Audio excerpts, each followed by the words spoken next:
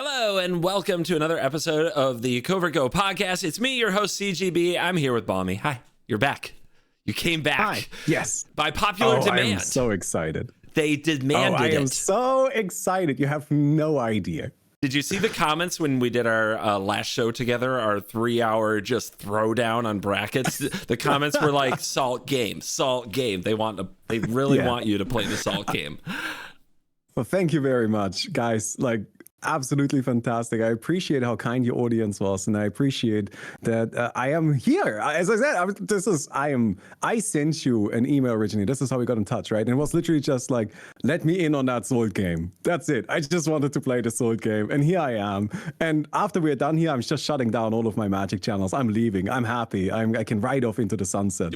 No, please don't. You've actually been making a lot of good videos. No, I'm not doing that. Don't do that. No. If you think this is the peak of Magic, oh my God, are you trust me, it goes higher than this. This is just some BS I made up. Actually, you know what, I've got to step back from that for a second. I've got to do two things. I've got to address a little controversy. Yes. All right, there's a little controversy. And I've got to thank our sponsor for the podcast. Now that we're officially a podcast medium, you can find this on Spotify and Apple Podcasts and iHeartRadio. And the sponsor for all of this is CoolStuffInc.com. We have a special promo code to get you a discount at CoolStuffInc.com to show that you enjoy having the audio version of the podcast available. And that is CGBPod, CGBPOD, at checkout at CoolStuffInc.com. If you normally use my CGB5 that I've had for so many years as the discount code there, maybe do a little CGB pod once or twice so that they keep sponsoring the podcast, because then we get to do fun things like this. So that is thing number one. Thank the sponsor. Thing number two, I got approached at MagicCon Chicago. Remember last we talked? I hadn't gone there yet. I got ambushed. I got cornered by the guys at the Howling Salt Mine podcast. Do you know these guys? It's okay if you don't. I'm gonna give the name, but yeah, I'm gonna give you a new podcast right now. The Howling Salt Mine is one of my favorite Magic podcasts, where they go on like Reddit and just read salty stories of bad things that happen to people at LGSs and game stores in games of Commander. Just /r/EDH. It's really funny. They also have a salty card of the week segment. So once a week, they pick one card and they have the people on the podcast guess like the salt rank of it. And they were like, you stole our idea. You stole our idea and we want credit. So yeah, that's fine. I kind of got it from them. But it was like one card a week. It didn't satisfy my need for these salt rankings. So I built a whole show around the salt rankings. It's like the classic thing where they design, you have a company in Silicon Valley, right, that's designing a certain kind of system, but then somebody in the corner cubicle comes up with the greatest little app of all time. That's what I think the Salt Game is.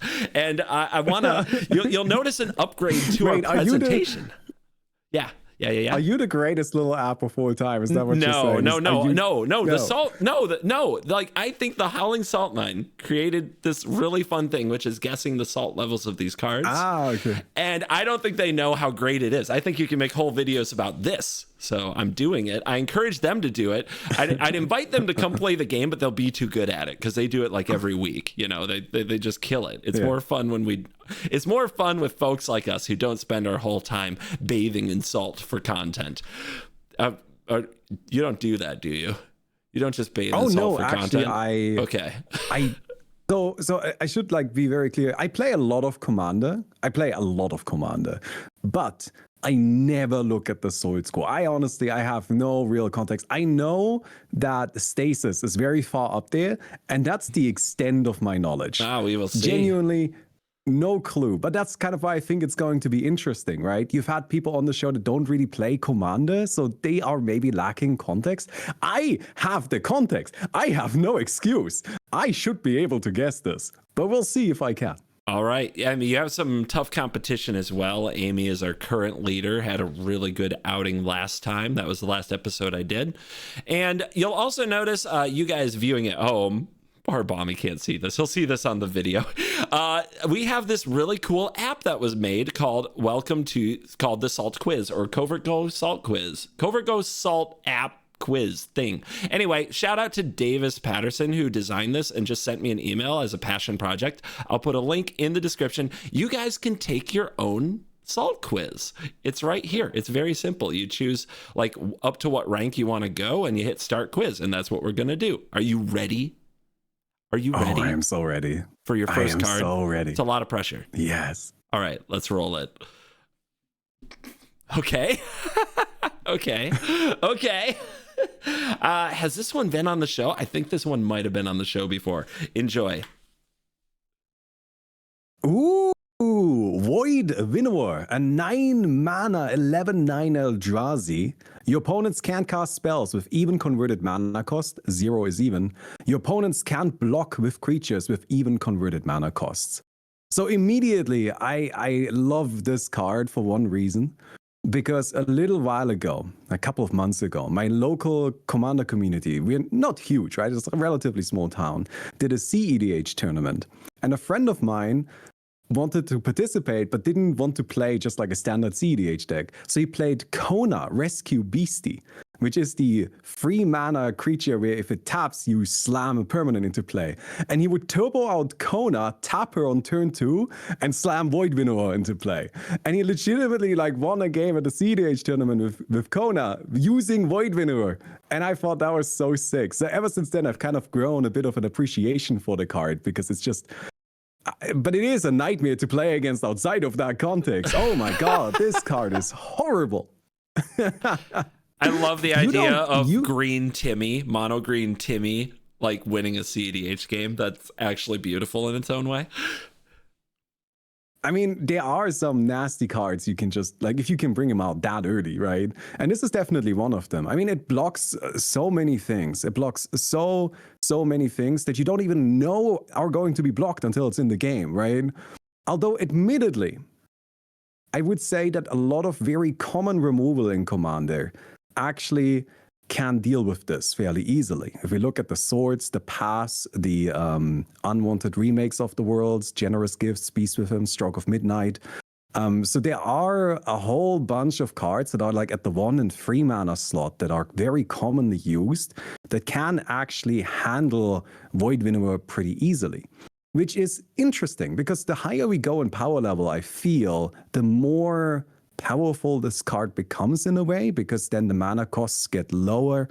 People are more likely to play 0 mana spells, more likely to play 2 mana spells because I'm sorry to interrupt you. I have a resolution now that we're in audio format. Void Winnower is a 9-mana colorless Eldrazi 11/9 creature. Your opponents can't cast spells with even converted mana costs, and your opponents can't block with creatures with even converted mana costs. There, I read the card for the audio listeners. Continue. Wait, didn't I do that? Did you? I might have been zoned out. Anyway, they got it twice. I could have sworn I did that. You probably... Okay, I'm not used to having such good help on the show. Shots fired at my friends. Continue. Well, now I don't know if I did it or not. That's all right. That's all right. Now we know for sure it's been done. It's been read. It's been done twice. Maybe. We'll figure it out later. I'm getting better as I go. Okay. I never promised this was a finished product. That's all right. That's all right. But we're improving it one step at a time. Today, we've got a new app. Next week, we'll remember what we're talking about. So, all right, Void Winnower. Here's the thing. I actually don't know how good this is in like a casual setting. And this is the thing about the Soul score, right? Like, how much of this is impacted by like high level, high power play, CEDH even, as opposed to like the casual players that are just playing at your local game store. Because I think if you slam Void Winnower against the precon, it's just like fine. Like it's okay. It's not the worst thing in the world. I see you disagree. I don't know, man. It's an 11/9. It makes all they're a token deck, right? Now none of their tokens can block. Like it's still brutal, but I have no idea. It feels like the salt might be relevant to how even your deck is, which is a really weird thing to try to gauge. So in some way, like I would guess the majority of decks are like somewhat evenly split between even and uneven cards, right? Yep. And so those decks should be kind of fine against this. But they are going to be like some random freak accident decks that didn't even do this intentionally, that just like have a lot of 2, 4, and 6 mana spells. And those just cannot do anything about this. They're just dead. So those people would immediately rate this pretty highly on the Salt score. While everybody else would kind of rate it like mid-ish. 40-ish? 40-ish? Like we're scaling 1 to 100, right? Yes. Okay, so I don't know if this is super high. That doesn't seem right to me, unless CEDH has a really big impact on this list, which I don't know. I don't think it's super, like when I say high, I mean low. You know what I mean, right? Like when I say it's high on the list, I mean it's got a high place. It's closer to 1, is what I'm saying. You think when I say it's high. Okay. Yeah. So I don't think it's super salty, basically. What number appears in your mind? What number is the void winnower beckoning to you? I don't want to go too low as well, because this is a card that's very visible. I think that's a really big part in determining how salty a card is. Where is this better than a counterspell or a mana drain in a lot of circumstances? No. But when it is in play and you can't play your card, you feel it. You feel it, and that's a really big deal. So I'm gonna go with like 35. 35. Okay, we're 35. Locking in 35. This is a lot. So the way that this worked in the past is I had the number the whole time and the guests did not. I don't know the number either using this system. Oh, do you want to go? I'm about to find out. Oh, wait, do you want me to guess? No. That's not fair. Why not? That's not fair. I've seen like the whole list a dozen times. That's not fair. Oh, okay. All right. Okay. Not to mention, this is my show. I can't lose all credibility. All right, submitting 35. 35 going in. All right, 35. The correct rank is 50. 50. Right in the middle, actually. Not that far. Yeah. So that is a 15 for your score, and the lowest score wins. So your difference from 35 to 50 was 15. And those of you watching can see the score up here in the corner. So your current score is 15. Well, right in the middle is kind of perfect for Void Winnower, right? It is, isn't it? It really is. What a fence It's a shame sitter. It's an even number. It's not valid. It doesn't count. Actually true. It can't. It's supposed to not be able to even. That is correct. Are you ready for card number 2? Yes. What is this? Okay. Oh, no. Okay. Just going to send it along. Trust the system. Oh. What is this? Epicenter. A 5 mana red sorcery. Target player sacrifices a land. Threshold. All players sacrifice all lands instead. So this is a mass land destruction spell. At 5 mana, it's like not even particularly good. Like you can do this for cheaper. You also need Threshold. You also need Threshold. Fails to Bajuka Bog. Just rolls right over. And it's in red. Like Threshold in red is, I mean, it's doable. Like you have some discard stuff, right? But like red is not the Threshold color. Yeah, what deck plays this? Like this is the kind of card that I can't imagine is very high on the list, just because who even knows this card exists? Like if you are somebody who wants to show up with MLD and ruin everybody's day, I mean, you would play Armageddon. Or if you are in red, you would play Jockle Hops, right? Mass you would land play, destruction, yep. Yeah, you would just actually play something that properly always hits everything. And even if that costs a mana more, who cares? It's not like people are going to continue playing with you anyways. This is a rare from Odyssey. There aren't many of those around. They aren't in circulation that much. So this card can't be high on the list. It needs to be on the lower end. I'm honestly surprised it's even on there. This must be one of those cards that just gets, like the way this works, right, is this kind of like survey at the end of the year where people just like up and down vote cards based on their, like if they think it's salty. Yeah. And I think this is one of those cards that like shows up on the survey and then people are like, yeah, well, I wouldn't want to play against it and downvote it. But it's probably not a card that anybody has ever actually seen in action. Although I'm betting there's going to be a bunch of people in the comments now that like very strongly tell us they're lying. They're making it up. They're making up stories for attention. You know you are. Nobody's played against Epicenter. I'm getting hit by Epicenter every week. Oh gosh, yes. Actually, I'm gonna be signing Epicenters if this goes sideways. So we got to keep it on the rails. I will say this is EDH Rex Salt rank. I don't think I mentioned that this week, but if you go to the EDH Rex site, that is where the Salt ranking comes up, and it is the 2024 version, I believe, like the latest one. Yeah. Okay, so I think this is not a super intricate card, so I would rather move on, talk about something else. So I'm just gonna guess. I'm gonna say it's like 90. You're gonna say 90? 90. Yeah, I think it's pretty high. I think it's pretty down there. I've never seen this card. I'm gonna take a shot. Because why not? Because let's have some fun. I'm gonna say this is 77. I'm going with 77. All right, your guess is 90. Let's see. The current rank is 59. 59. 59. Really? Dude, it's just mass land destruction. They're terrified. Can you believe it? I can kind of believe it. I think, again, this is one of those cards that nobody has ever seen in action. But if you are on the EDH Rex survey, right, and you saw Armageddon and you downvoted Armageddon, and then you get this, which is bad Armageddon, I mean, you're still downvoting it, right? Yeah, I guess. You just go after it. Most people don't evaluate. They just react, right? That's what I told Raren, is like most people are just reacting to the card. So, I guess so. Okay, mate, let me actually rethink a little bit what that means. Because now that this is like what I would consider this is like much higher ranking than I thought it would be, is means to me that it doesn't actually really matter that much if the cards see play. It's more, do they look salty? Like, does this look like the kind of card that sucks?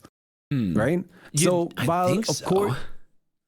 Yeah, well, of course, seeing cards in action is going to increase their ranking. Not seeing cards in action, or just having a card that doesn't see play but is similar to something that is scary, is still enough to give it a reasonable placement on the list. Okay, so that's worth keeping in mind. If I just already ruined my score. I guess. No, that's a pretty big hit. You're gonna have to rally. That's a plus 31. Your total score of 46. But like you said, let's get on to the next card, shall we? And this is. I feel like that one was hard though. I think that was one. That was a sleeper. That was a landmine. It was a trap. 100%. Yeah. Okay. This next one. I know this card. I really am not sure what rank it is. I have played against it. Here you go. Ooh, Zen Triplets. It is 2 mana, 1 white, 1 blue, 1 black, total 5 mana, legendary artifact creature, human wizard, a 3/3. At the beginning of your upkeep, choose target opponent. This turn, that player can't cast spells or activate abilities and plays with their hand revealed. You may play lands and cast spells from that player's hand this turn. So, immediately, I think this is a card that's going to attract a lot of negative attention. Because this is the kind of card, once it is in play, you have to make an enemy, basically. You have to choose a player and say, I'm screwing you over right now. I'm going to rip lands out of your hand at the bare minimum, and if I can't cast anything you have, I will find a way to do so. Because any spell I cast from your hand is basically a card draw from me, right? Since that's a spell I'm casting that I don't actually have to spend a card on. So, the big thing here is that it's not all opponents. I think if this card actually said every opponent, it would be less salty. But because it makes you choose one specific player, that sucks. You are making an enemy because you have to pick somebody to bully.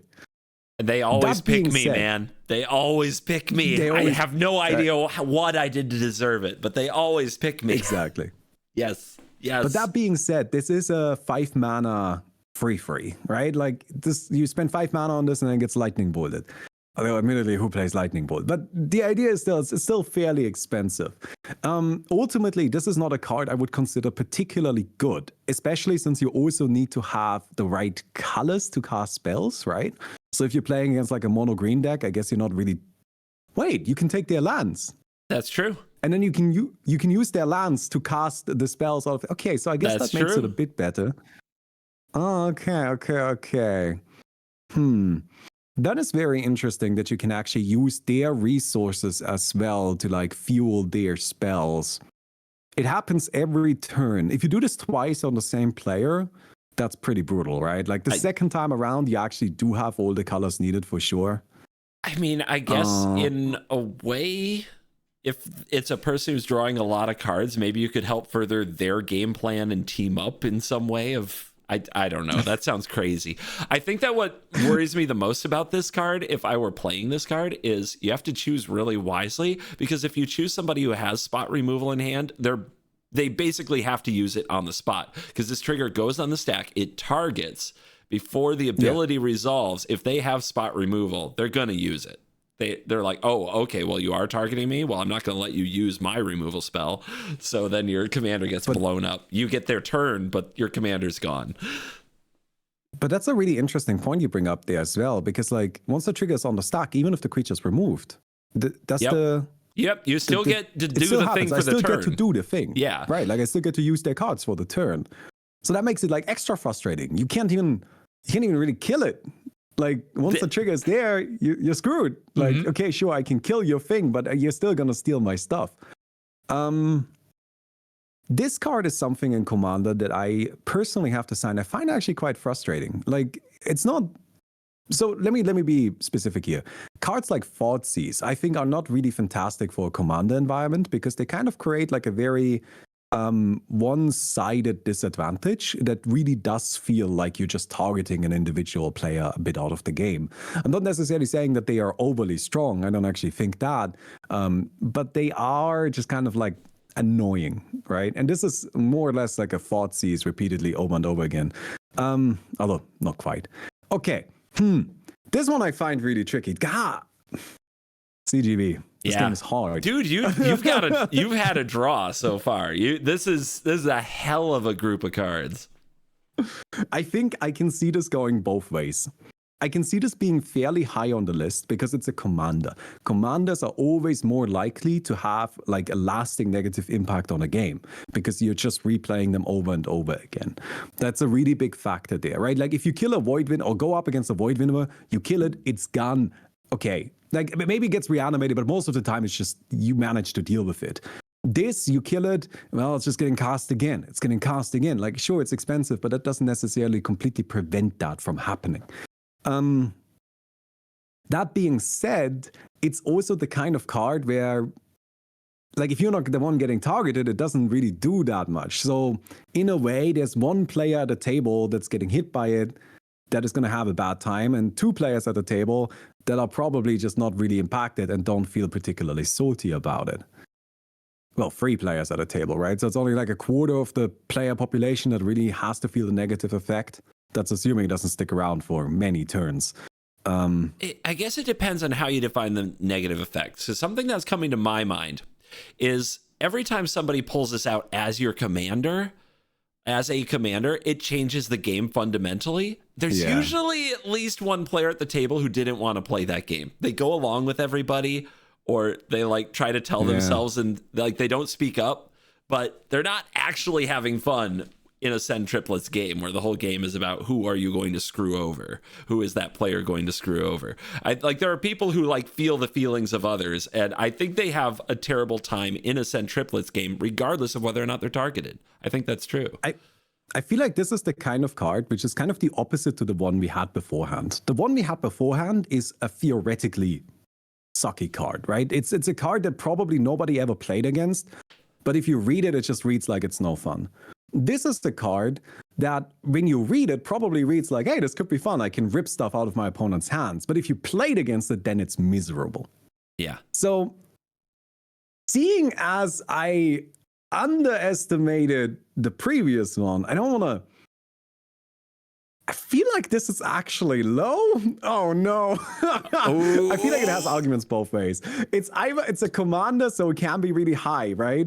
Or it's a card that doesn't read that bad, so it's kind of low. I need to experiment, right? Even if I ruin my score, I need to try stuff. We're playing right? Battleship. We're firing out we're firing at blank spots on the board to see like what shows up, what's available. So I'm gonna say, I think the fact that it's a commander, that it can be repeatedly cast, makes it more likely to be higher on the list. So I'm gonna give this one, to not reuse the spot, let's say a 33. It's a free. Let's give it a 33. That's what I was thinking. That's exactly what I was thinking. Okay. Let's see what it is. 33 locked in. And the answer was 58. That's a plus 25. 58. CGV, whatever it's supposed to do with these. I've got 50, 56, and 58. Do you want me to just shoot in the middle? That's not a good show. You can't expect me to, like, look, the mathematically correct thing to do in the show is to just shoot in the middle every time, right? Like, if I just aim at 50 every time, I am most likely to hit a good average score.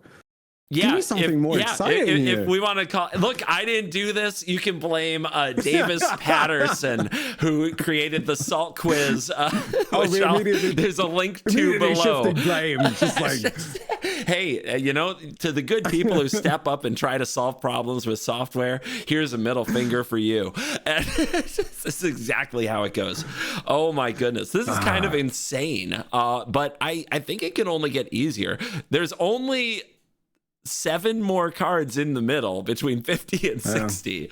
So the odds of hitting those are very low. So we're going to honestly, like, that's kind of like my problem here is I'm trying to not actually just aim in the middle because I feel like that's not like a super interesting answer. Some things go in the middle, dude. Some things are from the middle.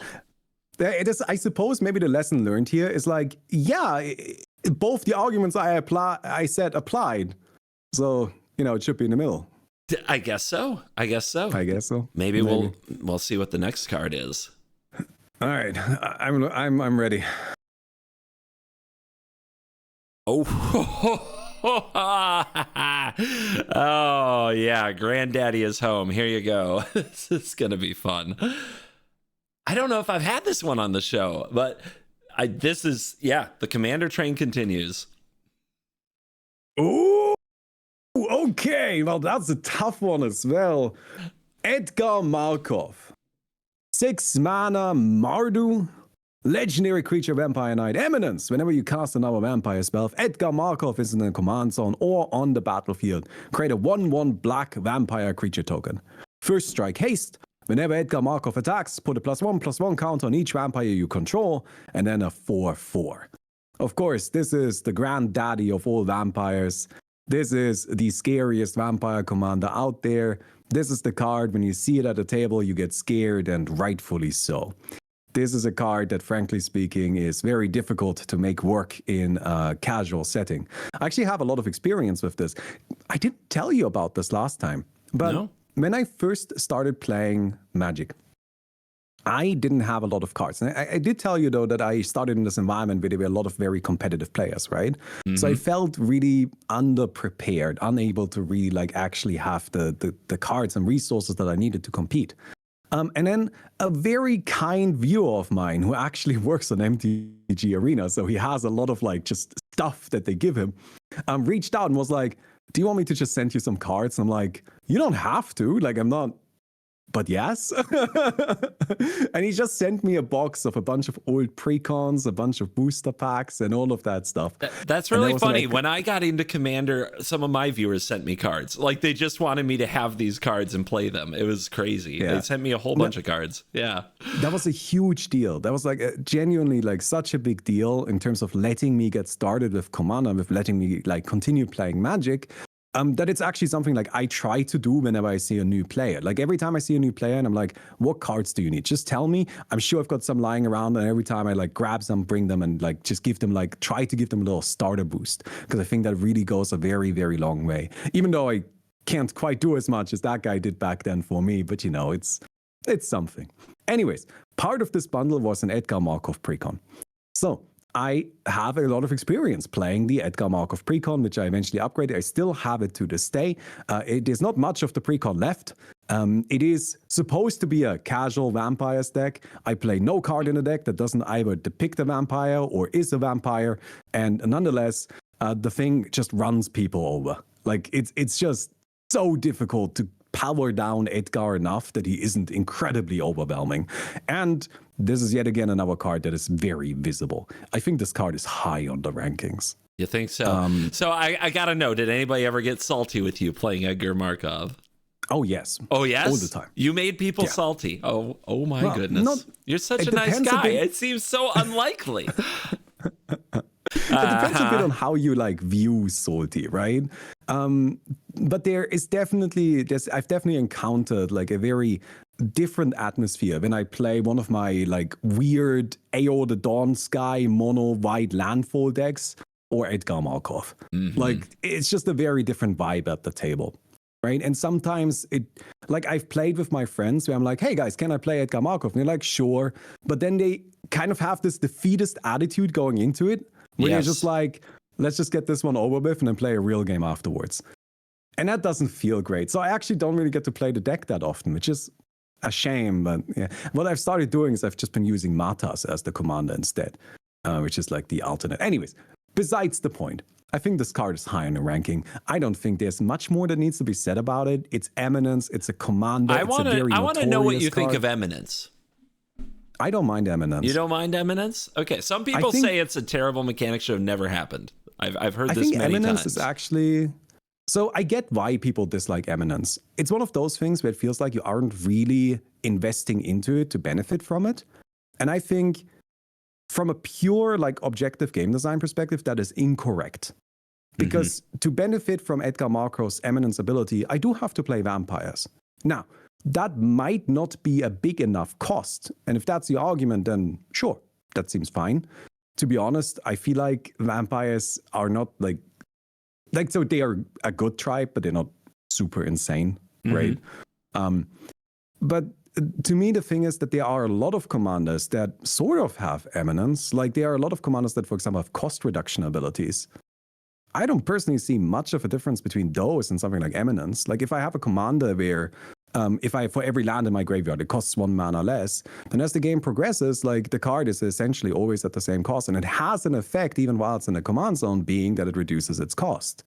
There are a lot of cards that have effects that just kind of like for their existence, they matter. If I have a card in my command zone that just when it enters is a board vibe, that changes the game in the same way that an Edgar Markov does. So in that way, Eminence as a mechanic is not really that different from a lot of other mechanics that exist. It just is very visible. And that is a big difference. The fact that Eminence is written on it, the fact that it actually gives you a little guy, like I see why people dislike it. And I don't fundamentally disagree with it. Just personally, I don't really mind it. Okay. So where do you think this one falls? Did you talk yourself into a 50 again? No, I'm not. No. I think this guy is top 20 for sure. It's like one of those things where people are very, like, I've talked about this quite a lot with people, and I feel like people are very, hostile is a strong word, but just imagine a weaker word than hostile when I say hostile. So people are very hostile towards Eminence. They don't like it. Yeah. So, and of course, Edgar Markov, one of the most popular commanders according to EDHREC. It's just such a visible card. 15. 15.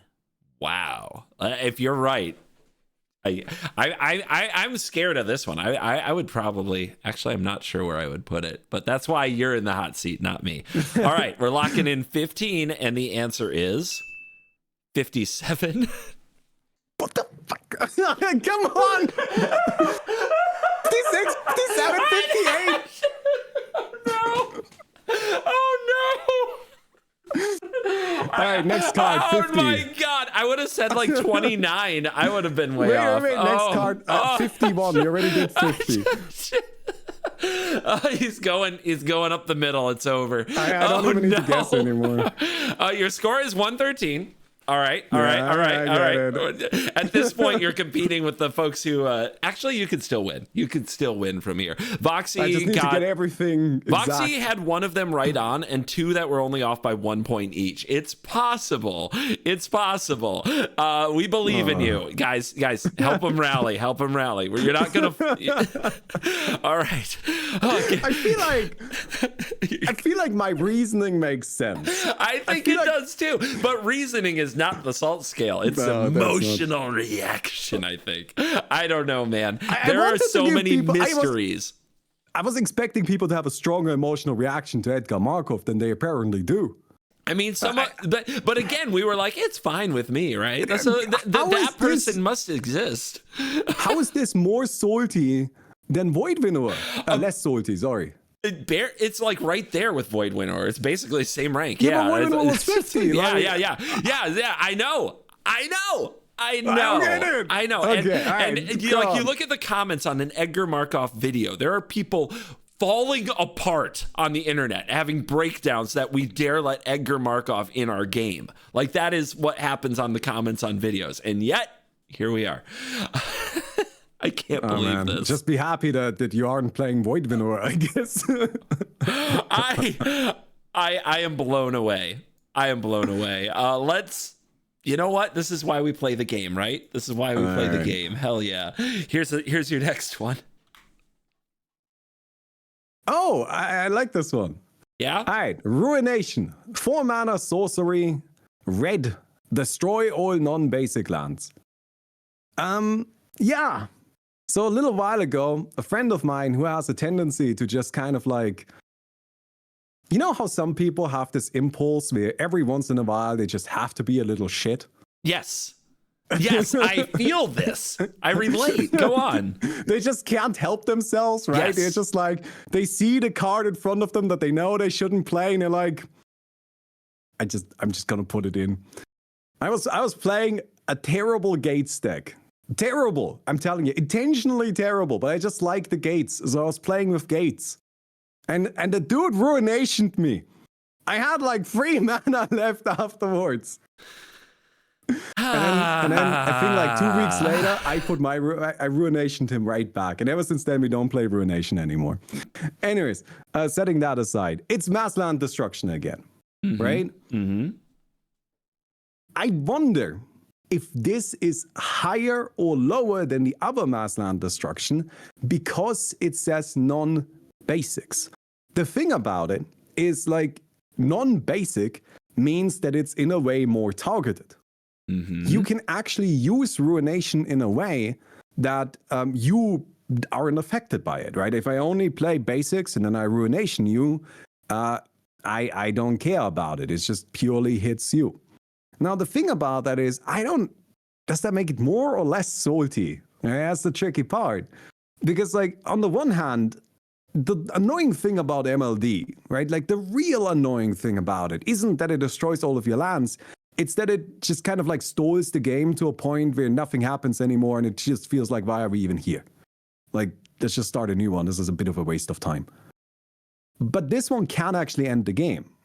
If I have 10 lands left and you all got none, then, I mean, just concede. It's over. I won. Is that better? Like, is that saltier or less salty? People might be more upset because their expensive basics are getting destroyed. Right? Like, what if I have, like, a fully stacked out mana base of shocks, fetches, old school dual lands, and then you ruination them with your 40 basics mono red deck?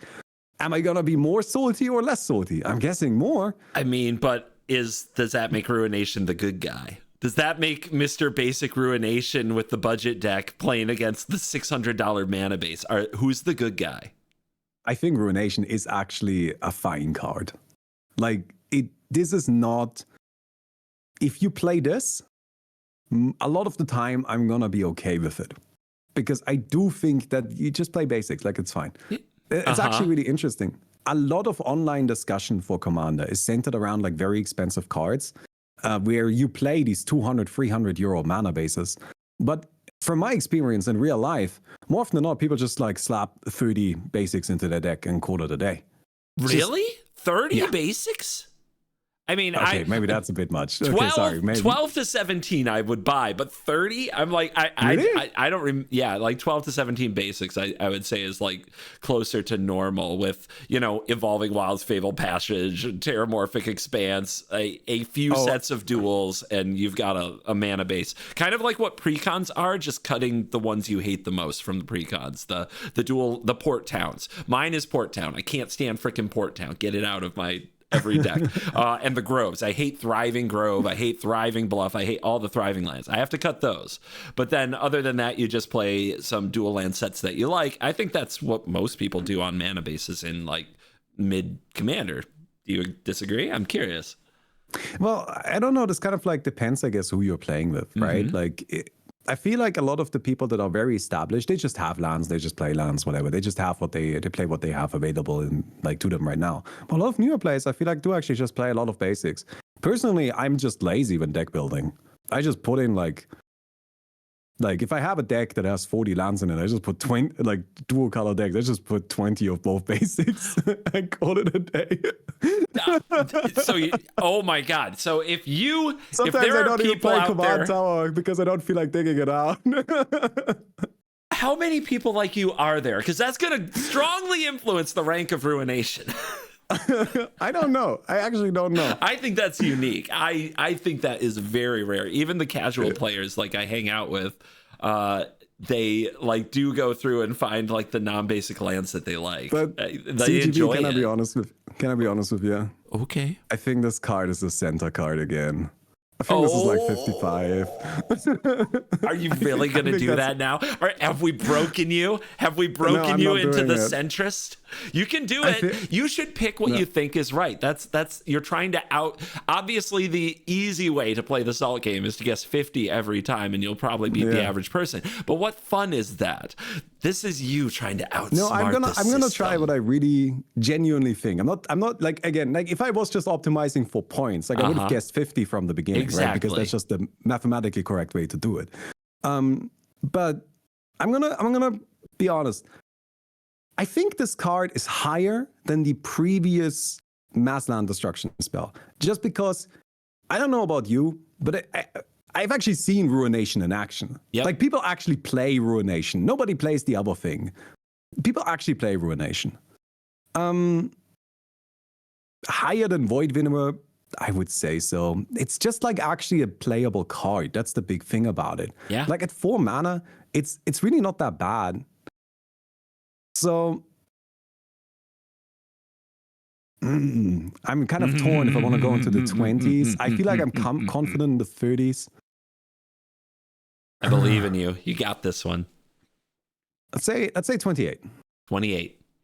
We're 28. locking in 28 on Ruination, and the correct answer would be... Dude, it's 87. Huh? What? It's 87! This is okay. Oh my God! I thought I would be good at this game. It's true. This is the circle. Like, I remember we had this on Blood Moon. Like, I shouldn't talk too much about it because it might still come up in this game. I'm just saying, it turned out that destroying non-basic lands in 2025 made you the good guy, whereas 5 years ago, you were the bad guy for destroying any lands. It seems to have swung around. We had this conversation about Blood Moon. That's why I brought it up. I was like, oh my God. Yeah, this is unbelievable. I would have never guessed A7. I would have guessed 33. Like something like that. You were with me again. I would have been right with you. I would be right with you. I'm glad that it's not just me getting this wrong, right? And audience, don't just tell me like, oh, I knew better. No. You guess beforehand. You don't guess afterwards. Like if you just you gotta play along properly. Absolutely. Yeah. We see all those edited comments. We know what it means when you edit your comments. Oh yes, indeed. All right. At this point, though, don't worry. We still got game to play. I'm sure you're excited about that. Man. We're halfway there. You are trying to stay out of the I haven't actually played Commander before air. You're trying to stay away from the rare and SEMO scores. That's what we're playing for. Oh my goodness. Oh, I gotta get in touch with those guys as well. I would die to guess Yu-Gi-Oh cards. Ooh. I love the just sheer absurdity of Yu-Gi-Oh cards. Like, it feels to me like they just have a big vat of design ideas in their Yu-Gi-Oh headquarters and then just throw a monkey in and whatever comes out. That's what they stick on a card. Dude, every time I think I've finally figured it out. You know, I'm getting the hang of this Yu-Gi-Oh shit. The next week, Simo shows me something that just makes me want to just go back to the drawing board completely. I don't know how. You've not been shown pendulums yet, have you? It is.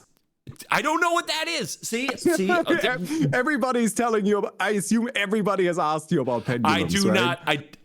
I tune out immediately. I don't read the comments. I will not say don't read the anything. tweets. Guys, if you are out there just hurling Yu-Gi-Oh stuff at me, I am trying to stay pure in the eyes of the great Simo so that we can make react content. So by shoving things at me that he hasn't shown me yet, you're actually potentially harming future content. So I just block. I'm not saying anything. I wouldn't. Yep. Okay. I would never. Look. Give me another card. Yeah, let's focus your energies. I need to be last. This is okay. Rising Waters, a 4-mana blue enchantment. Lands don't untap during their controller's untap steps. At the beginning of each player's upkeep, that player untaps a land he or she controls. So this is stasis. Yeah. For lands. More or less. Yeah. I played this in standard. I remember. I was there. It wasn't even called standard back then. You're so old. Thank you. Appreciate that. This was what we called, this was competitive Magic in its day. Okay. Oh, it was just called competitive Magic. That's fun. I like that. It's like competitive Commander, right? It's just like you just no. Like it's just like how that's just the only name, or like CEDH, right? Like they didn't actually give it a name. They had names. Competitive. Do you want to hear the names? Yeah. So Type 1 was everything goes, and Type 2 was the latest block of sets that would go on to someday be standard. Yeah, Type 2. Did they have like a competition name to pick the worst names possible? Yes, probably. Yeah. I don't know how something could win in that arena any other way. I think it had to be a competition, actually, for sure. Type 1, Type 2, that's what it was. Is this a Type 1 tournament, which nobody ever had in the history of time?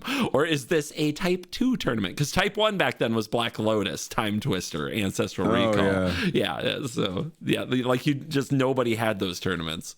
It was crazy. Okay, so I feel like I don't have that much to say about this card, if I'm completely honest. It's another mass land destruction or mass land denial thing. The one thing I know is that Stasis is really high on the list, right? Like that's what I said at the beginning. That's the one thing I know about the list, is that Stasis is all the way up there. I don't know if it's number 1, but I know it's up there. This is the same. Is this not the same card? Yeah. So, creatures, I guess. Mana rocks. You still have access to those, but you do get one. You don't get none. You get one. So you play like Lotus Field and you game the system. Oh, I love Lotus Field. I just actually got my first reserve list card. Oh, nothing as fancy as yours. I saw yours. Yours is big and splashy. Yeah, but what's your first? I want to know. What's your first reserve list card? I can get. I got a Lotus Veil. It's a Veil. Okay, nice. Yeah, Lotus Veil. Wow. Because I wanted to build a mono white landfall deck, and the best way to do that is to play Infinity Catch Up Ramp, and so I got a Lotus Veil, which lets me sacrifice my lands away.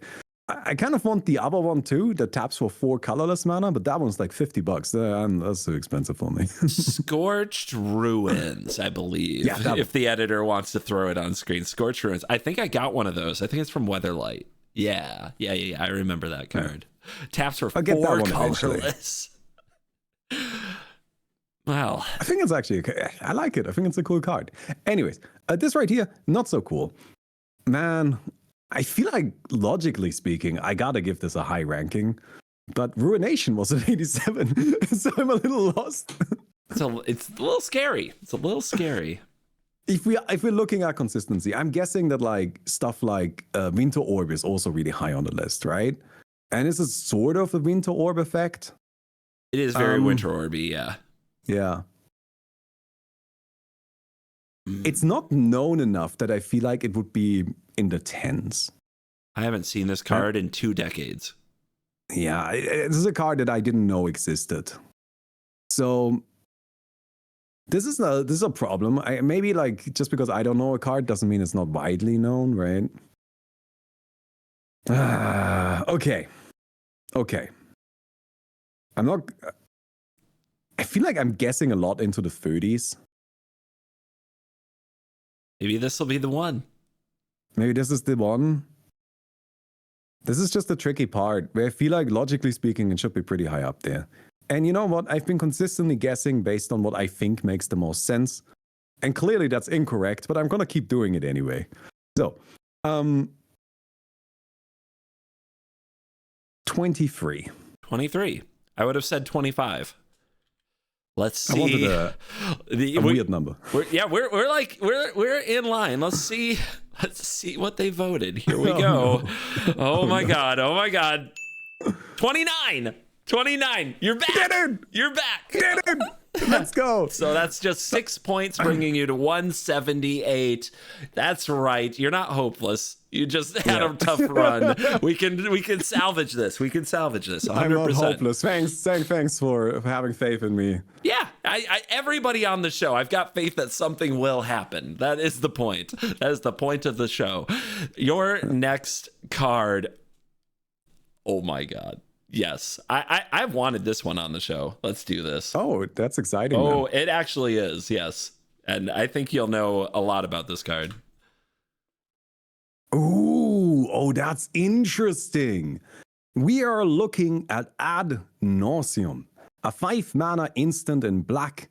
Reveal the top card of your library and put that card into your hand. You lose life equal to its converted mana cost. You may repeat this process any number of times. So, this is a card that I think sees very, very little play in regular casual Commander. Because more often than not, this card just kills you. You will just die. Like, you probably have a bunch of cards in your deck that are 3, 4, 5, 6 mana, and then you flip them with Ad Nauseam and you take all that damage. It's just not really worth it. But this is a CEDH staple. And it's not just a staple. This is a CEDH kind of like classic win condition. This is the card that your deck is about. This is the card you two-door up, you play as quickly as possible, and when it resolves, you don't necessarily win the game, but you probably win the game. And that's because in CEDH, the decks are loaded with 0 mana, 1 mana, and 2 mana spells. So more often than not, you can just dig through, 2/3 of your deck, something like that. If your deck is built very aggressively, you can dig through the entirety of it. And at the end of it, you will have so many resources in hand, so many fast mana rocks, so many rituals, so many free spells that you can just win. And you can interact with anything your opponents do. Yep. You usually draw 2 or 3 tutors, even if you don't draw the win con. So it's just, boom, you're dead. It's called a 1-card win con in CEDH. Yeah. This is the card that wins you the game when you play it. And because of that, I do think it has a really high visibility again. It also is a card that is going to be almost exclusively judged on its CEDH performance. I don't think this card made the list because of casual play, unless people get salty that they die to their own Ad Nauseam. I just genuinely don't know why you would play this card in casual. You do it to yourself if that's the case, man. You do it to yourself. Oh my goodness. I mean, there gotta be one person in the world like that, right? Who died to their own Ad Nauseam in casual and then went to EDH Shrek and we're like, I hate this card. Yeah, that's gotta be it. I don't know why everybody said this card is good. I went on EDH Shrek and it said it was in like 99% of the decks with this commander. So I put it in my deck and I died immediately. 0 out of 10 stars. Would not play again. Yeah, that's somebody. The interesting thing, though, is that actually a lot of the EDH Rec database, I think, is impacted by CEDH. I think the EDH Rec database, and I don't really have any evidence of this, so this is just my opinion, but I think a lot of the EDHREC database is disproportionately impacted by CEDH compared to how many CEDH players there actually are. And that's just because a lot of CEDH players are online, brewing online, and presumably building a lot more decks online than your casual player. I know agree. a lot of people IRL that build decks and that's it. They don't make it on the internet. They are just in their hands. They have built the deck. But if you're playing CEDH, you're probably throwing it on Moxfield or Architect first, so you can make sure that you have all of your synergies and everything in place. So you can properly analyze your mana curve and so on. And that just means that you will have a disproportionately larger subset of CEDH players compared to actually how much of the player base they are. They spend more time with online deck building tools, and they use them more often. And you can tell this by going to a site like Moxfield, sponsor of the channel, thank you. And you can sort like any commander, any build, any set, anything that uses commander. You can sort it by views. By a mile, the most viewed decks are always CEDH. Not close. Yes. Not close. Yeah. So, like, is that because CEDH is the most popular commander format? Not even. Not close. Again, it's a subset of a subset, but it's more than 80-20. It's like it's a huge amount, a disproportionate amount of the views on deck building sites go to CEDH decks. Yes. Mm-hmm. So that is now the thing. Like, CEDH players, they are not supposed to get salty, right? Because that's you would love the that's the argument they always make. Yeah. The argument they always make is that in CEDH, everybody is on the same page. Everybody knows what we're here for. That's why it's fairer. That's why it's balanced. That's why you don't need a pregame discussion. Realistically speaking, though, people get salty all the time. Oh, yeah. So that makes this tricky. Oh, here we go again. I feel like there are going to be CEDH players that are that see ad nauseum, and they are going to be like very strongly like kind of like against it. Maybe even from a balance perspective. Maybe they even think this card is unhealthy for CEDH. It is too powerful. Or maybe they just lost to it one too many times.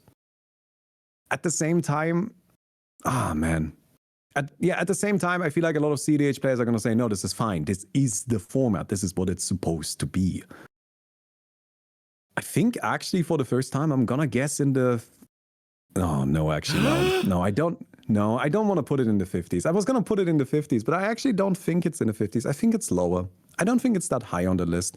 I think it's a card that made it on the list because of like a few salty CEDH players. But it's just not a card that is played outside of CEDH, and it is not a card that I think even people in CEDH are supposed to get mad about, right? There are more problematic pieces within that format. 70? 70. Your guess is 70? Okay. You sure? That's the one? Yeah, let's just go with 70. All right. I would have gone with 40 for 40 life. Let's find out. The card's rank is 67.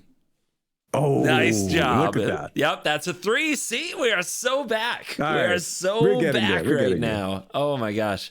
I have a whole rant about ad nauseum, and like, so when I was getting into Commander and I heard the term competitive Commander, I looked for podcasts because that's how I learn about anything. And I found something called Into the North, which is some Canadian guys.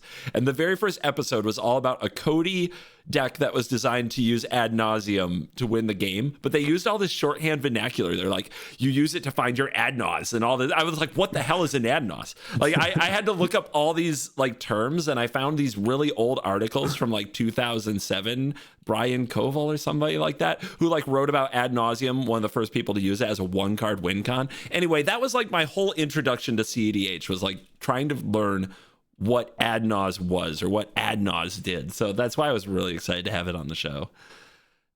It's also, can I just say, I really like this card just from like a design perspective. I think it's got a really cool gameplay feeling to it.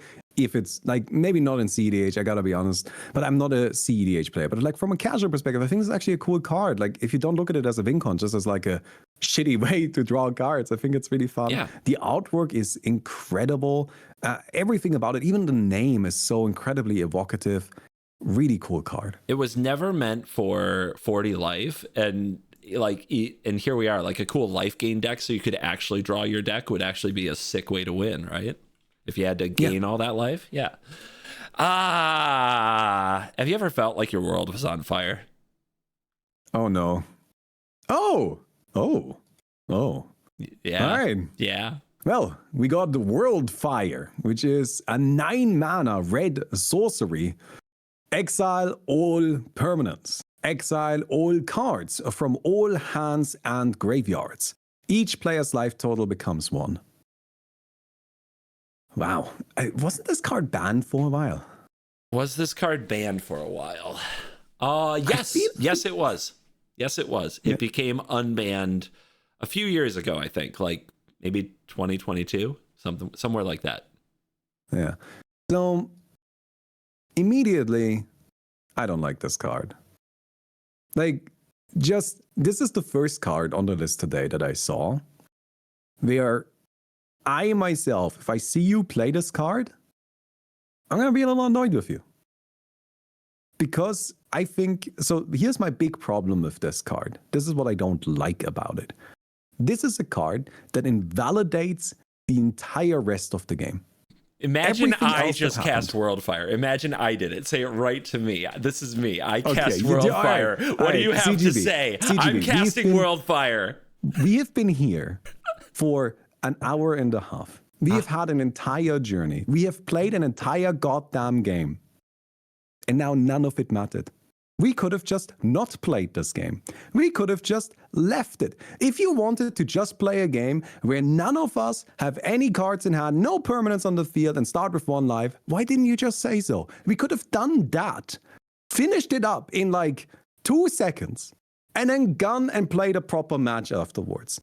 Instead, you went and you took over this match in your own selfish desire that completely invalidated everything we did. And now, why did we even play? What was the point? We could have just saved ourselves the time. This is a card. You know what? I regret nothing. Sorry, was that too much? No, bring it. No, keep going. Let him have it. No. So there are a bunch of cards in Commander that I don't like. And those are mostly the ones that just make it so that the game didn't matter. I don't mind losing. I don't mind the game ending. I think the game should end, actually. I don't really like games that drag on for 3 hours. I think they should end. I like 90 minutes as a length for a Commander game. I don't like it when the game that we played was invalidated. That's also why I don't like stuff like Warp World. If somebody plays Warp World, I played this recently, actually. Like, we were playing a game, me and my friends, and one of them, that little stinker that I said earlier. He's probably going to listen to this, by the way. You know who you are. You know what you did. You know what you did. But we were playing a game, right? And honestly, like, it was pretty back and forth. I was mostly in a dominant position. But it was a cool game. And then he Warp Worlded it. And what happened is that one of the other players didn't necessarily get a combo onto the board because of the Warp World. He just like randomly slammed enough synergy pieces on the board that he could drain out the table on the spot. And I'm like, okay. I mean, like, that's cool, I guess, but like, that didn't help you win. That didn't help anybody. Just nothing happened. Nothing happened. We could have just flipped over cards at random and played the old card game War, right? Whoever flips over the highest card wins. We could have done that instead. If you just wanted to roll a dice to see who ends this game, then just tell me that. And then we can do that, right? Anyways, to get back to this card. Now, that's not entirely fair. There are actually ways to use this. There is that one Chandra that gives everybody like a thing, right? Like, what's it called? An emblem that pings them for 1, right? Yep. Is it the Awakened Inferno? Yeah. So, dude, somebody tried to do this to me in a content game.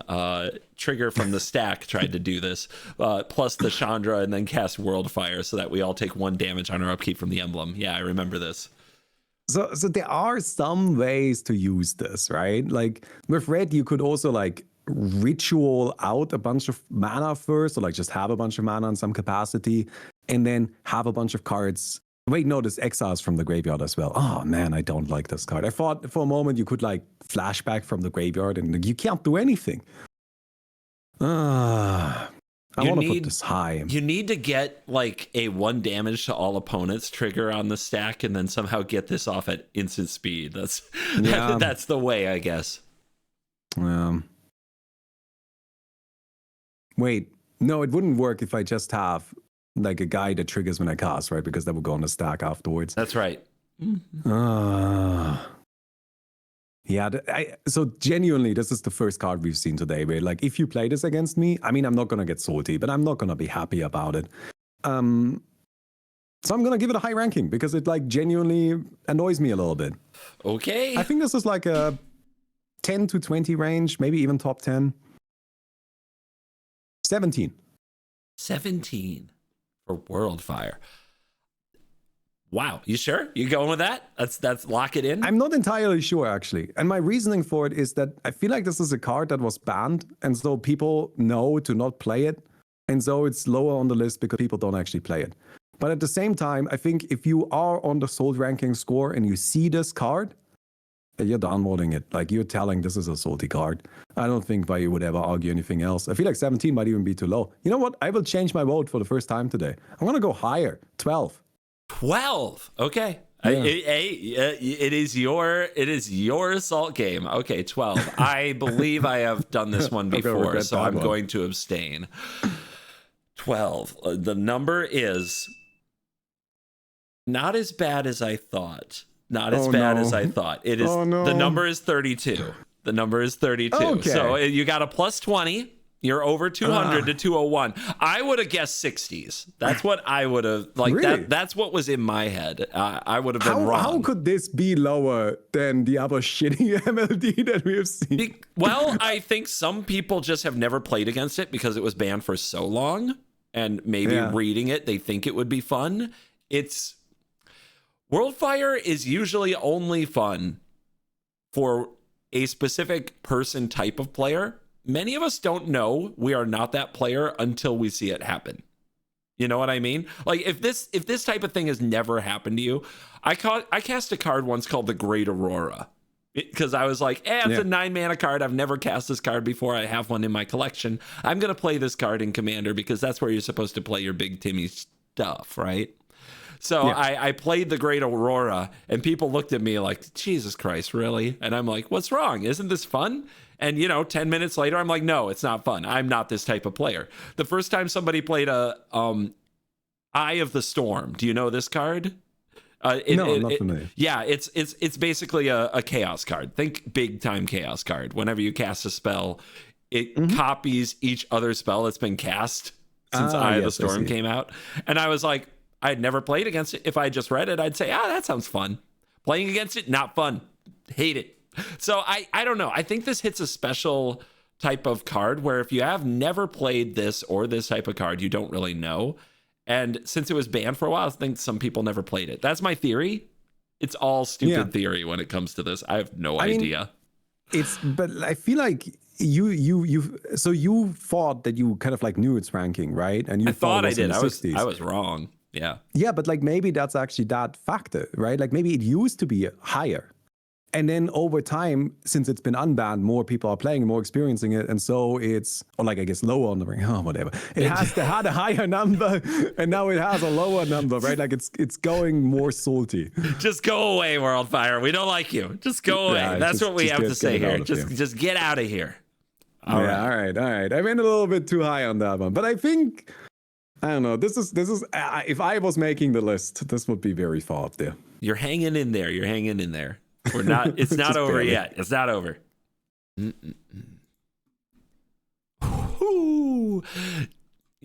You've probably seen this card before. I'm just saying.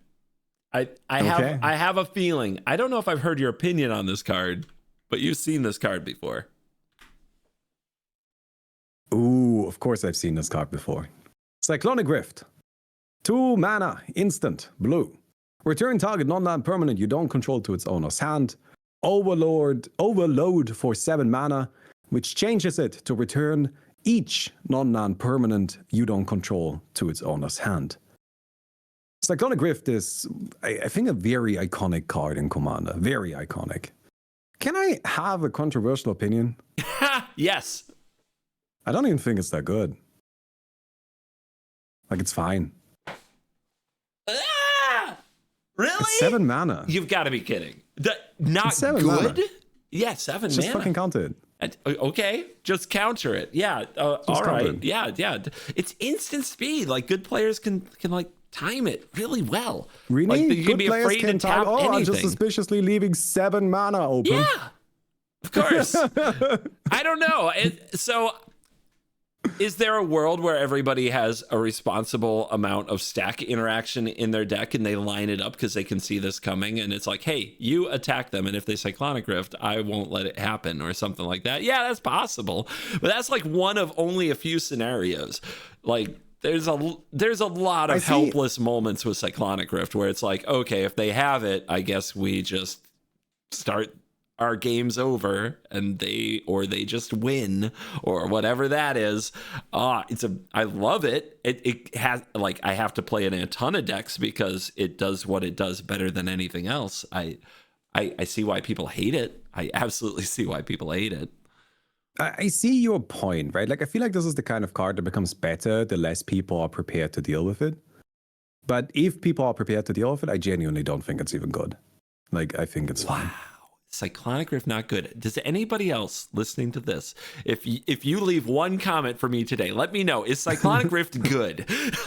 let us know. Okay, is this a good card? Okay. I will concede the phrasing. It's a good card. I don't think it's as good as people make it out to be. You think it's overrated? I think it's overrated. I think Cyclonic Rift is often treated as this, like, end-all, be-all. This is the best removal in the game. This is the strongest card. This is the card that, like, just wins things on the spot. This is the card that is the boogeyman. And I don't see that. I think this is, like, a decent removal. So by your logic, it's highly rated, right? Actually, you're right. Like, based on that logic, it should actually be, because if it's overrated, that means it is visible. If it's overrated, that means people fear it probably more than they should. And that it's also a card that's like very much discussed a lot. I feel like this is a card that comes up a lot. It's talked about very frequently, and that is like an interesting factor.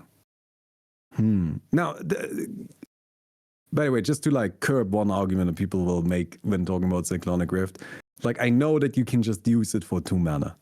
It's still not a good card at 2 mana. It's Disperse. Like, that can't target your own things. It's a bad card at 2 mana. It's like, the flexibility is nice, but it's bad. That does not fix the problem with it, right?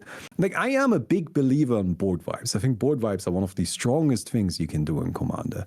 Like, they are devastating. Like, if you play, like, literally just planar cleansing. You're familiar with planar cleansing, right? Oh, I am. Destroy all non-land permanents. 6 mana. Just 6 mana, destroy all non-land permanents. Planar cleansing into a casual table wins you the game. It just ruins their day, because people are not ready to really recover from that. Sometimes they are. But once you play a second planar cleansing, and there are a lot of them available, it's over. You build your deck with a lot of mana, like with a lot of lands instead of mana rocks. You just prepare for it.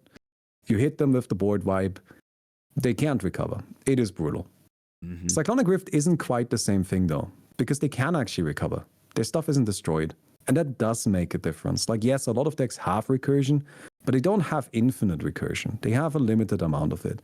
And with Cyclonic Rift, yeah, you bounce all of their mana rocks. Yeah, you bounce all of their stuff, all their creatures. Against some decks, that is devastating, right? If there's like some sort of like token, treasure, whatever deck, a deck that needs to build resources on the board slowly and those don't bounce back into the hand, then yes, it does just kind of ruin them. But against these against decks that are just kind of like throwing down value pieces, often also relying on ETBs, Cyclonic Rift doesn't actually really do super much. And it's just 7 mana. Like, I think in a lot of circumstances, Aetherize is just more effective. Aetherize. Yeah, return all attacking creatures to owner's hand. 4 mana. Mm-hmm. Yeah. I think in control decks you might be right. I think that Cyclonic Rift, this is the other argument that people would bring up, and I do think it's valid. Like, I run Cyclonic Rift into Dragon because you just clear the board and then kill everybody, like that kind of thing. So I see it in a lot of like creature decks that actually do plan to attack to win. It's a lot. I've been in the situation you're talking about in control decks where you bounce everything, but all the problems come back and now they're more annoyed with you than before. And that is not a good way to use a Cyclonic Rift. So I understand. I just feel like if I have a creature deck, right, and I'm using Cyclonic Rift to bounce all of your stuff so I can then punch you to death, why didn't I just overrun? Like, I don't know. Okay, maybe that's just like my green sensibilities coming out. I'm bust I'm out a very the green overrun. player. Sure. Yeah, save yourself $40. Run overrun, everybody. Let's go. Hey, Overwhelming Stampede is a good card. People die. People do tend to die. It just kills people. Yep. Yeah. Okay, setting that aside, this is a tricky one. For me personally, this is a very fine card. I don't mind it. I don't even know if it should be a game changer. It is a game changer. It's our first game changer today. Yeah. Like I would put the one we had before that on the game changer list over this for sure every time. Maybe Ad Nauseam on the game changer list. I don't know. I don't know. Ad Nauseam. Nah, Ad Nauseam is fine. Like if you want Ad Nauseam and die, then that's okay. I accept your trade offer of you draw 3 cards but you die. So, but I do think that you're right. This is a card that's like, it's popular, it's easy, and it is a card that feels very strong when it's cast. Yep. Which makes me think it's higher on the list. And it's expensive. It is also a pay to win staple. Like when you are playing a precon and somebody Cyclonic Rifts everything you've been doing, it does feel like you got bodied by somebody with a bigger wallet. I think that's a great point. I actually really like that argument, and that makes me feel a lot more confident in placing it higher. 19? 19. This would be your highest ranked one today if you're right in that range. I don't think that's wrong, though. I feel like I don't feel bad about that. I don't feel bad. I might have said 20. And I think this is the first time on the show. All right, we're going to submit 19. 19. 25. Nice. Oh, not too bad. Yep, very good. That's a +6. You're at 207. You are hanging in there. I'll look up the scores after this really quick, but I think like you're trying to stay below like 220. I think is about where I believe Rarin was. In my defense, I feel like there were some hard cards in here today. Yeah. Tell it to the comments who are going to say just 50 on everything. You know, those people always trying to game the system think they're really smart. Tell it to them. But that's not fun, is it? No, it's not. Like, and if you put most of them in the spot, they wouldn't do it either. They always think they're smarter than that. So it's totally fine. All right. So this is a big one. You really want to stay within like 10 points on this last one, I think. I think you really do. Okay. The last one. Oh, dear. Oh, no. 10 points. Okay. Oh, I know. Just nail it. Oh, man. I know this card. Oh, will this card ever get the fuck out of standard? Oh, my God. But I honestly... it's a newer card. I do not know its salt rank. I am not sure what its salt rank is. I guess it doesn't necessarily have to be newer. Oh. Interesting. Uh-huh. Good old Shelly. Sheoldred. Yep. The Apocalypse.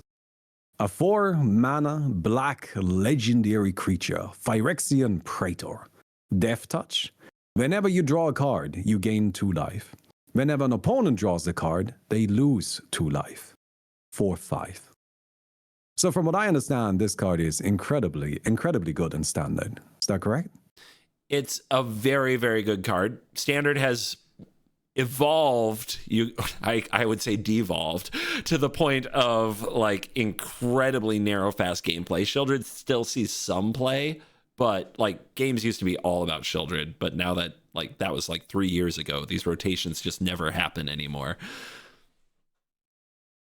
So standard is so fast that you can't even play this anymore. You That's can play crazy. one or two of these, but like 3 years ago, like the format was about Shieldred and sticking Shieldred. Like nowadays, it's like, well, every now and then you see one or two, and that's cute, you know. So let's tackle this through with everything that we've learned. Right? It's a commander. Mm-hmm. So immediately that makes it more visible. It's a card that like puts a trigger on the stack. So that also makes it really visible. People like see it, feel it all the time. They go into their turn, -2. Go into the turn, -2. All right. Anytime you try to do anything helpful, Hunter, -2. That's not fun. It is also very expensive. How much does Shieldred go for these days? Oh God, this got up to like $100 card. I bet I would guess $80-something right now would be an assumption. I will pull it up on the side. 60, around 70 euros is what I can get. 70 euros. Okay. 70. That sounds about right. I mean, it was really up there when it was at the height of its standard nastiness. $78 is what comes up on my side. That's a very, very expensive card. That's even more expensive than Cyclonic Rift. It actually is, yes. But here's the thing. It's not that strong in Commander. Like, I can, in Standard and so on, I can see it, right? But like, losing 2 life is just not quite as bad in Commander. If you're playing her as a Commander, but then you're also limited to mono black, and that makes wheeling a lot more difficult. And that's like the main way you would get a lot of value out of it. Yeah. So you could, of course, play her in something like Nekusar. And I assume that's probably where the biggest home for her is. Mm-hmm. And in Nekusar, you see this come down, you die. It's just it. Yeah. Game over. This windfall, GG. Yeah. So the question then becomes, is like, how much of a factor is like this card as part of other decks? I feel like when Shieldred is cast in another deck, it's probably then being used in a way that kills you very, very quickly. This isn't the kind of card that people just play casually. They play it to murder you. That means, though, it's not being played as a commander, but I don't know how much that logic applies, right? Like, this is where kind of, I feel like with this Salt list, the lines are blurry. Mm-hmm. We can have all of these different categories and different ways to think about cards, but ultimately, they all kind of blur together, and it's less about any of them specifically and more about the entirety of the package, like the vibe that these blurred lines give off. And I think Shieldred's vibes are rancid. Yeah. They're not good. Nobody's happy about this card. At the same time, it's not a Cyclonic Rift. It's not. It's just a Siege Rhino if it only lasts a turn, right? It's the last one, just a right? Siege Rhino. Yeah, this is the last one. This is 10 of 10. I can go into the 50s now and just like sincerely place it there, because I feel like that's where it is. You know what you literally know what 50, 57, 58, and 59 are. So there's not a lot of room. So I should just say 56, see if we hit the four pair. I feel like this is not a highly ranked card. Just because it's not a card that you really play as a commander herself that much. I feel like this is more of a card that's part of other commanders. Yeah, she ends up in a lot of my 99s. A lot of 99s on the show have Shieldred the Apocalypse. Yeah.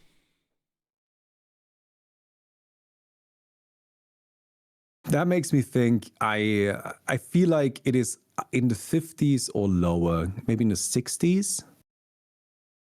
Like 60, 64, 60, 69. Nice. Didn't we already have 69? You did not. You had 67 as ad nauseum. Oh, close enough.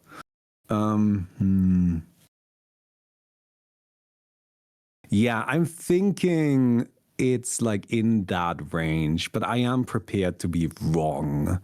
I can anticipate a world where the rancid vibes when she's in the 99 of a deck transfer into her status as a possible commander, which blurs together into just like a really negative rating on the list.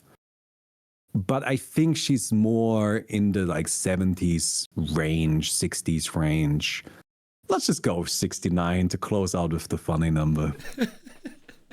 We're going for the funny number to close out. You're going to lock in 69 for Children the Apocalypse? I'm doing that. You're doing that. Oh my gosh. I knew you were the content play. But I do think it's in that range. I would guess 44. That's what I would guess. I'm not sure why. Higher. I'm not sure why. I think it's a little higher, but I'm not. I think the price tag, but that would be. I would guess 44. That's my guess. I think the price tag is a really fair argument to place her higher. I think that's a really, really good point. All right, you ready for the reveal? I'm ready. Oh my God. What is it? It's 34. 34? It's 34 for Children the Apocalypse. It's the rancid vibes. The rancid vibes with the 80-euro. Oh my God. Tag. I can't believe that. CGB, that got me. That blows my mind. Oh my goodness. This game is impossible. My goodness. It's a game, though. It's a game. Hey, you're in the game now. Like you can come back for season 2 when it becomes time. Oh, can I? Yeah, absolutely. You're a contestant now. That's amazing. Let us know in the comments if you would like Baumi to come back and play season 2 and have another shot. Your score is 242. 242. Let's have a look at the leaderboard, shall we? So in first place, the current leader is Amy, the Amazonian, at 144 points. That's so impressive. Yep. Kind of amazing. And I mean, if you go back and watch that one, she didn't have any that were right on the nose. It was all within like 10 or 20. It was a range game and she was always in range. Voxy had one that was perfect. It was Urza Lord High Artificer, which she had never seen before. And she had 2 that were within 1 each. And she ended with a score of 164. So she's our second place. In third place is Raren with a score of 228. Oh my God. I wanna use this moment to attack Raren, if that's all right. A little while ago, Raren uploaded a video talking about the most broken metas or whatever. I don't know, some Hearthstone thing. And I have a very old YouTube channel. And at some point, I made a video playing Hearthstone, playing one of those old strategies, and I missed lethal. And Raren included that. And then I had a bunch of people telling me 10 years after the fact that I missed lethal. And I'm like, Raren, what the fuck, Raren? He did you so dirty. He did you so dirty. He didn't even warn you. Why did you do that? You could have used any other clip. I bet that video had other clips of me not missing lethal. That's actually really that's really funny. So I just that is say, really funny. You owe me like one game of guessing Hearthstone cards. That's what they Raren owes me. I've just decided that right now. Okay. Your score, Raren's is 228. Your score is 242. But that's not last place. Last place. Oh, at least. Last place is Simo at 317. It's gonna be close. And you know what? I just played actual in-person Commander with him. He came and recorded some games. He is so good. I can't believe he got 317 on this. It's just oh my God. Well, honestly, like let's be completely fair. Being good at games and logic does not get you very far with this. I disagree. I think this is all peak gamer. This is all peak gamer content. All right. Sorry. Absolutely. We're not going to bury the show here on the show. Hell no. This is the highest form of competition available on the internet. But thank you very much for playing the Salt game. Did you, at the end of it all, through all the Salt, did you have fun? Oh, this was delightful. Thank you so much for having me. If you ever do anything, ever, and you need somebody, just let me know. I got you. I'm having so much fun with you here. This is delightful. Thank you very much for having me. Thank you for being here. And thank you guys for staying till the end of the Covert Go podcast. Use the promo code CGBpod at checkout on Cool Stuff Inc. if you enjoyed this. And hopefully go subscribe on Spotify, subscribe on Apple Podcasts or iHeartRadio, those places where podcasts happen, because that's a new thing for me. We appreciate you a lot. And as always, you're cool.